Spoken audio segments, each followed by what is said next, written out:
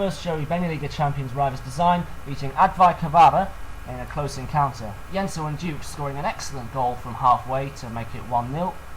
However, Advai Kababa then equalised in the first half, but of course Rivers would have the last word. Excellent hold-up play from Yenso, set in Duke for the winner. Rivers and Advai being the only two teams to play in Group A. Rivers sit atop the group in first place, although it's only a narrow lead with the +1 goal difference, with Perfection A able to take first spot if they beat Farm Team by more than 1 goal.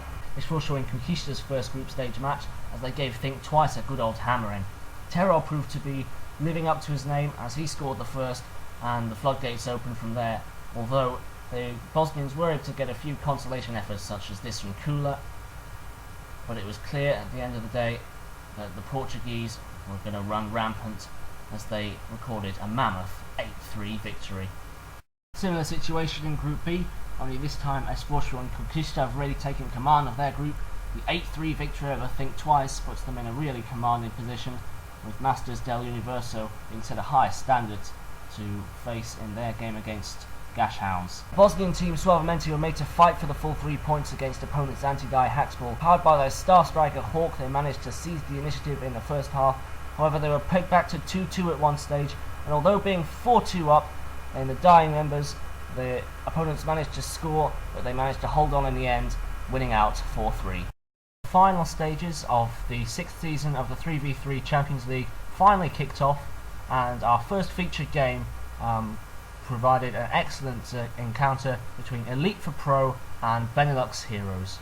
Elite for Pro qualified in second place in the Czech League and entered as top seeds, and they were putting on the early pressure, with Forsby putting together some very nice passes, putting fellow Czech Kabai for Benelux Heroes under a lot of early pressure.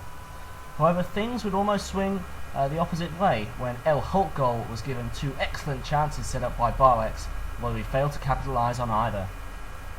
Elite for Pro, they kept going at it, and Forsby putting another great ball in to the middle, as you can see here, but neither his forwards could deal with it.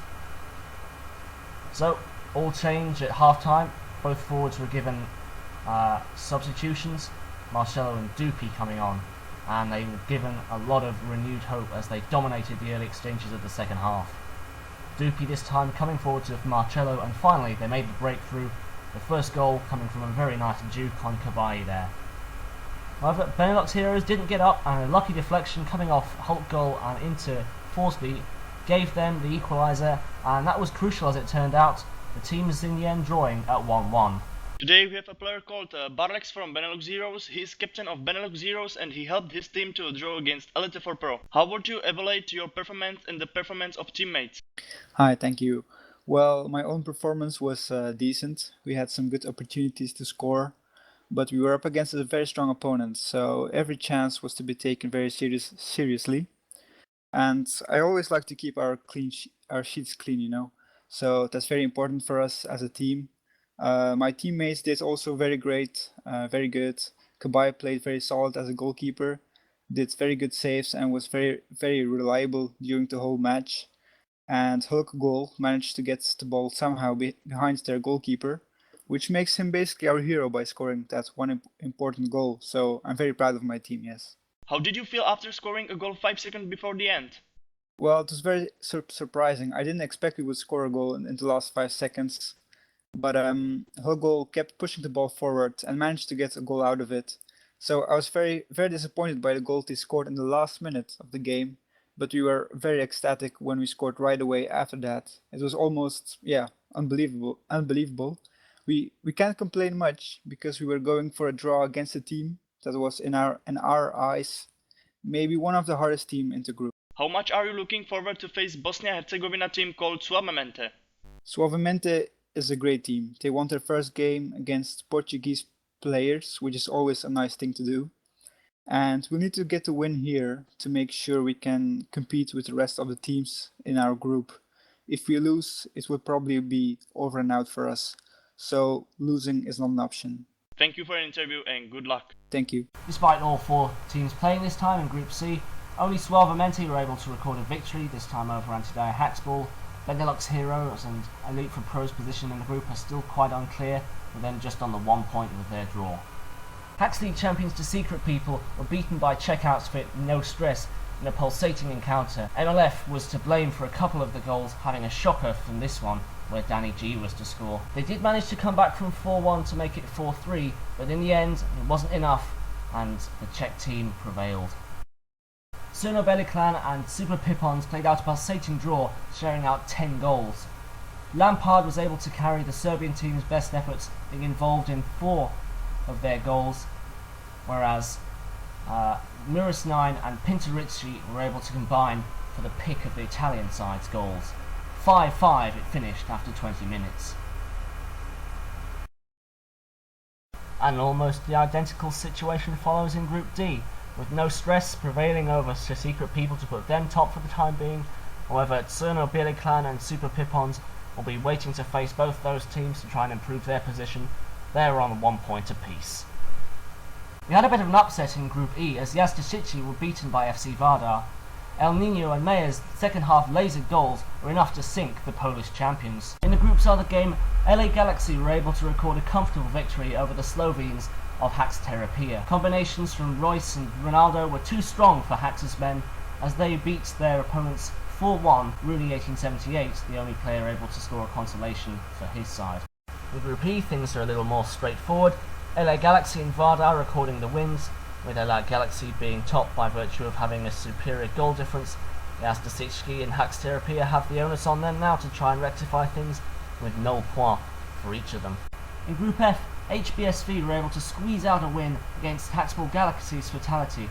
Ljubljanac gave them the lead in the first half, however Tuto was able to equalise, making it 1-1, though the Serbians had the last word at the end, with Rossonero scoring a precise finish to make it 2-1. Last season's semi-finalist Nerazzurri faced German team Snack Stars and an extraordinary game. Despite taking a 1-0 advantage into half-time, the introduction of Fra saw a resplendent second-half performance by the Snack Stars. They did suffer a late scare, with Dixon scoring a goal to pull them within 1, but in the end, the goal immediately from the kick-off proved to be the killer blow as they ran out 4-2 winners. This situation in Group F sees for the moment Snack Stars and HBSV taking command, with Fatality and Nerazzurri having to play catch-up in their next 2 matches to have any chance of qualifying. Portuguese team Zona Haxball Club was shocked by Serbian qualifiers Mađarska Šutka. The mock Hungarians, forward partnership Ruzi and Lola, proved too much for their defence and they ran out comfortable 4-1 winners.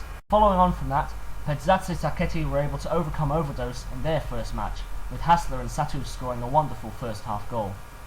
Ebi Lurker was able to help the Spanish team rally, but it was Satus who was able to put the game beyond all doubt, scoring this killer goal in the second half, making it 3-1 to the Polish team. Mađarska Šutka and Pedzace Sacchetti are sitting pretty in Group G, both of them taking the top 2 spots, Overdose and ZHC having to improve their situation in their next 2 matches. And saving the best till last, beaten finalist Oilers were able to give Pesky Rossi a right old drumming in the match week's final game. We may see the pick of the goals being scored here by Roman and CVRK, but it was Bonaparte who was able to give the most significant contribution, scoring 6 goals for the Czech side and already putting him in a great position for the tournament's top scorer award.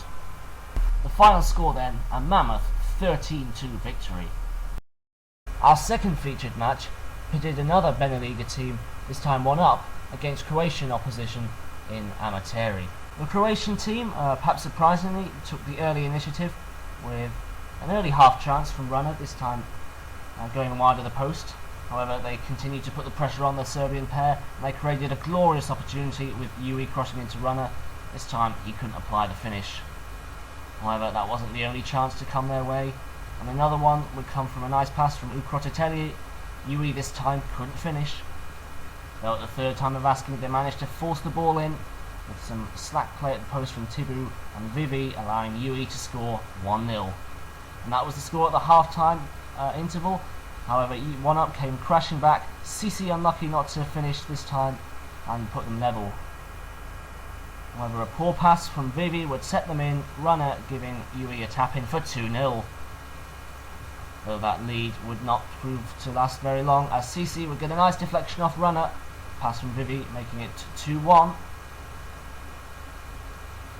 And Vivi would put on more and more pressure from the goal, and this time Runner would turn into his own net a second time, and 2-2, that made the score, and they even had a chance to win it late on as Cici just hitting the post from Driehoek's pass. A complete transformation in the second half, earning 1 up, a draw at 2-2. No surprises here to see Oilers sitting atop Group H after their huge victory over Pesky Rossi, although it is also an outright lead on points, 1 up and Amateur drawing, so they are in a very good position indeed, the Czech finalists. Just having a quick look ahead then to the second round of matches. Next week we'll be able to see if Beneliga champions Rivals Design are able to keep up their momentum as they face traditional Spanish powerhouse Farm Team. We'll also of course get to see reigning champions as Forster and Conquista in action again as they face this time Gashhounds from the United Kingdom. And finally, looking down that list, we'll see a very tasty encounter between Surno Belly Clan and No Stress. If those two teams can serve up another encounter filled with goals, we're no doubt in for a treat there. Then looking at the second half of the draw, we'll see if Yazda Tsitski can overcome their poor start to turn over Hats Terapia. Then HBSV are going to face Snack Stars in a potentially decisive encounter in their group.